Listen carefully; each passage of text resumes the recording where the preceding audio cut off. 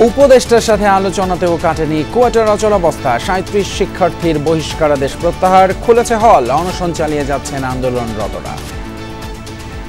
এত কিছু আমাদের সাথে হয়ে গেছে এবং শেষ পর্যন্ত আমরা এক দফাতে আসছি, যে এক দফা হচ্ছে ভিসি মাসুদের অপসারণ। আমরা আমাদের দাবিতে অনড়। ৫ই আগস্ট সংসদে লুকিয়েছিলেন বিগত সরকারের অনেক হোমরা চোমরা, উদ্ধার করে সেনাবাহিনী।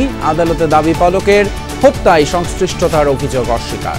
আসামিরা কিছু বলতে চাইলে তাদেরকে বলার জন্য সুযোগ দিয়ে থাকেন, কিন্তু আজকে কিছুদিন যাবত আমরা লক্ষ্য করছি এই সুযোগটাকে আসামিরা তারা অপব্যবহার করছে।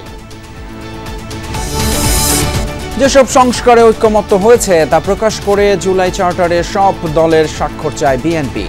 অদৃশ্য প্রতিপক্ষ সংস্কার উন্নয়ন চায় না, কর্মশালায় তারেক রহমান।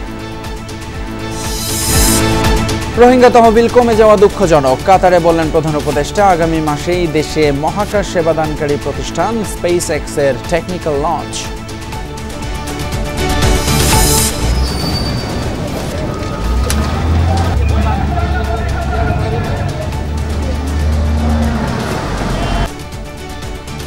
কাটাসুর খালের অবৈধ স্থাপনা উচ্ছেদে উত্তর সিটির অভিযান। নতুন করে আর আবাসন প্রকল্প হাতে নেবে না রাজুক, জানালেন উপদেষ্টা রিজওয়ানা। শুল্ক যুদ্ধে ঢাকার পাশে নিঃশর্তভাবে থাকবে চীন, বললেন রাষ্ট্রদূত। আগামী মাসেই ঢাকায় আসছে দেশটির শতাধিক বিনিয়োগকারী।